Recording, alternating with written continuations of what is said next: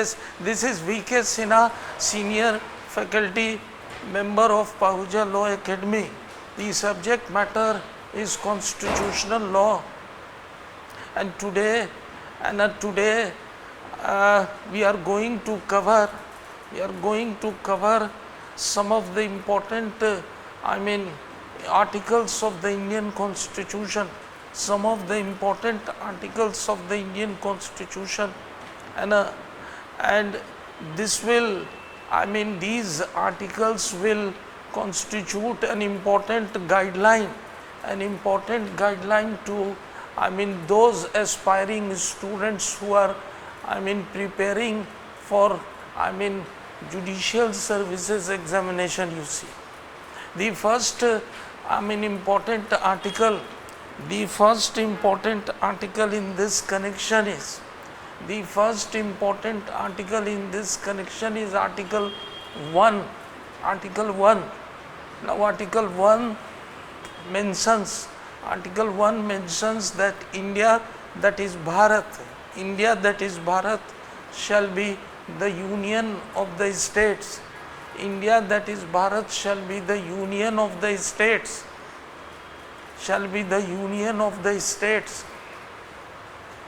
Now this expression, union of the state, this expression is actually taken from Canadian Constitution, and we have used this expression in place of the expression federation of the state, and so this expression means two things. First, our federation is not the result of an agreement. And the units do not have the power, to secede. The second article is very important article. The second article is this is Article 3. And proviso to Article 3.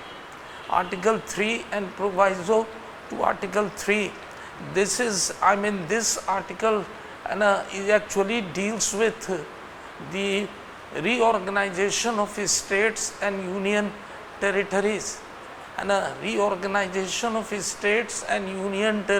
you see, reorganization of states and union territories, you see, and it covers the subject matter, formation of new states, and an alteration of areas, boundaries or names of existing states, areas,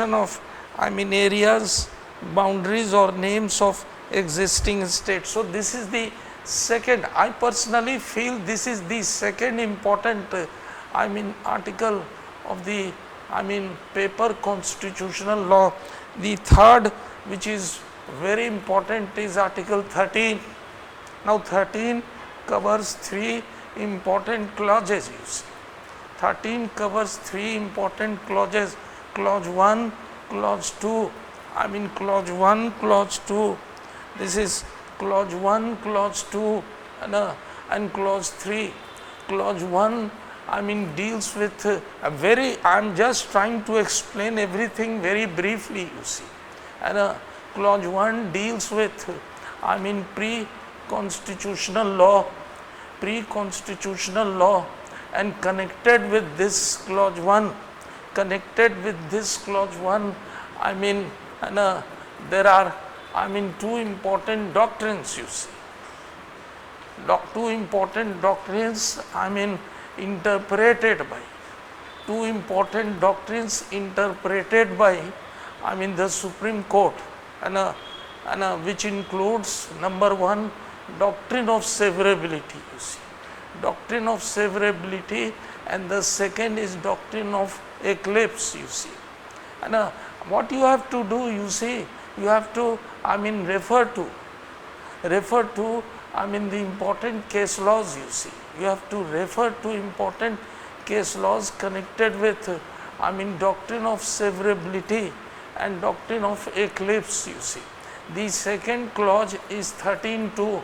13.2, very simply, very in simple words, 13.2 deals with, it deals with it deals with two things, you see. First, the supremacy of the constitution, supremacy of the constitution. So the organs of the government have to function in accordance with, the written terms of the Indian constitution, you see. The written terms of the Indian constitution, you see. And the second is the exercise of the power of judicial review. So as a whole, 13 clause 2 makes fundamental right, that is part third, justiciable in nature, justiciable in nature. And the third clause is 13 clause 3, and 13 clause 3, which is actually very precisely, you see, 13 clause 3 deals with the definition of law, you see. 13 clause 3 deals with the definition of law. आगे बढ़िए. The next one, in this connection, the next one in this connection is Article 14, which is a very important article, you see. The next one is Article 14. Article 14 and includes two important, very important expression. One is equality before law. One is equality before law, and which has an English origin, which is an English origin, you see. And the second is equal protection of laws, you see. And the second is equal protection of laws, you see. And the second is equal protection of laws. These two important expressions, these two important expressions possess one very important underlying principle, you see. And this underlying principle is that, you see, this underlying principle is that, this underlying principle is that, that like should be, treated alike, like should be treated alike, and unlike should be treated differently, you see. So the scope of these two, this is what you have to see in the reference book, you see. The scope of these two expression, covers four important items. The scope of these two, and this you have to refer to the book, you see. The scope of these two expression, the scope of these two expression, covers four important items. Number one is, it covers, rule of law. Second, it covers, judicial formula of reasonable classification. And third, it also covers, new concept of equality, which was propounded in E.P. Royapa's case. And the fourth item is, that it includes, the principle of natural justice as propounded in Maneka Gandhi case. Then you cover, when you shift to, the next important, that is Article 15.4 and 16.4. Article 15.4 and 16.4, and Article 15.4 and 16.4, and actually are few, very important exceptions to, very important exceptions, and 15.4 actually deals with, deals with, the preferential treatment given to, the socially and educationally backward classes, socially and educationally backward classes. And Article 16.4 deals with, reservation, you see, of any backward class, deals with reservation of any backward class in matters of appointment and public employment, you see. In matters of appointment and public employment, and if they are not adequately represented in the state services, you see, they are not adequately represented in the state services, you see. आगे बढ़िए. The next important article is right to freedom. Right to freedom covers from article 19 to 22, you see. 19 covers 6 important freedoms. 19 covers 6 important freedoms. This is followed by the next one, that is article 20. 20 covers 3 important clauses, you see. 20 clause 1, 20 clause 2 and 20 clause 3. 20 clause 1 deals with the protection against ex post facto law. The protection against ex post facto law. 20 clause 2 deals with protection against double jeopardy, you see. Protection against double jeopardy. And 20 clause 3 deals with protection against self incrimination. This is followed by article 20. 21, you see. This is followed by article 21. 21 actually deals with right to life and personal liberties. Now this 21, as you can say, that you will find in the book also. This article 21 deals with right to life and personal liberties. Right to life and personal liberties, you see.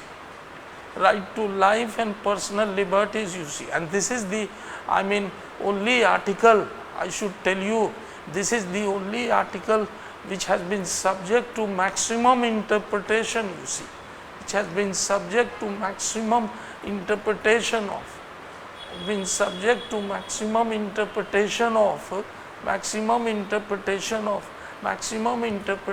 by the Supreme Court. So the Supreme Court, under the provision of article 21, you see, covers a number of, there is a long list of implied fundamental rights. There is a long list of implied fundamental rights connected with article 21, that is right to life and personal liberties. That is right to life and personal liberties, you see. And this is followed by article 21A, that is right to education. And lastly, this is followed by protection against arrest and detention. Protection against arrest and detention, that is article 22. So as a whole you can say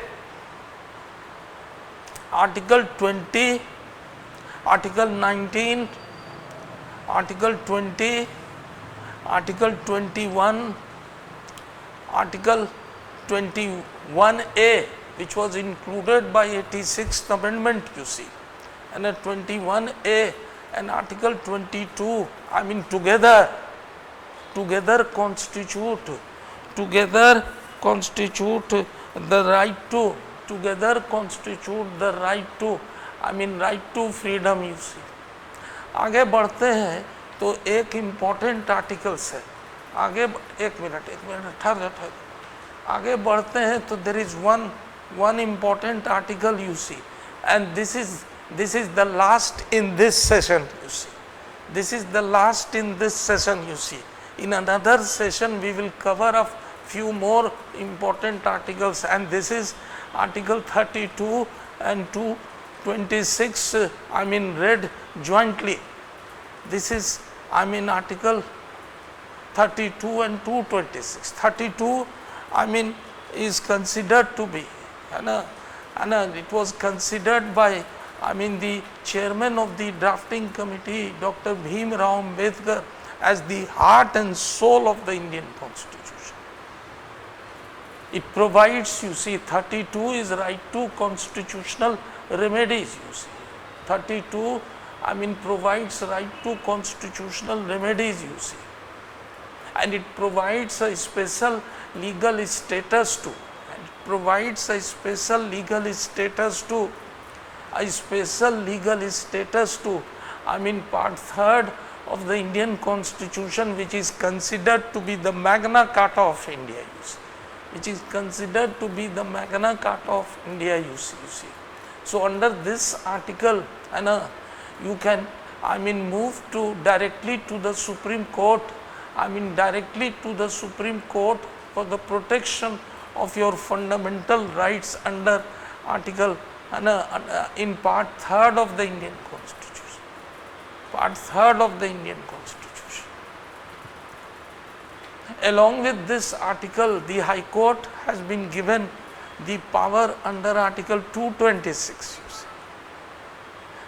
So there is a difference between, you see. There is a basic difference between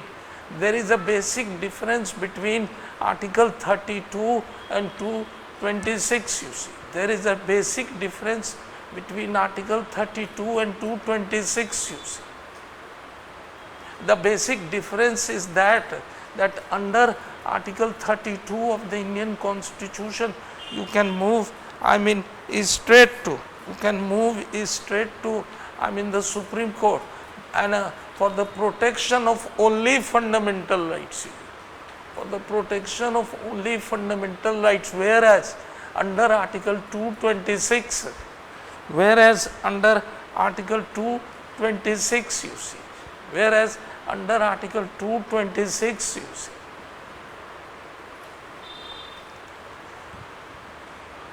the High Court has the power for, to protect not only the fundamental rights, but it can be exercised for the protection of any other purpose, that is for non-fundamental rights also. non-fundamental rights also. जैसे उदाहरण के तौर पर है ना, you take the example of article 300A. 300A deals with right to properties. This was shifted from article 19(1)(f) and article 31 to 300A. You see, it is now no more a fundamental rights, it is only a constitutional right. No more of fundamental rights, it is only a constitutional right. You see.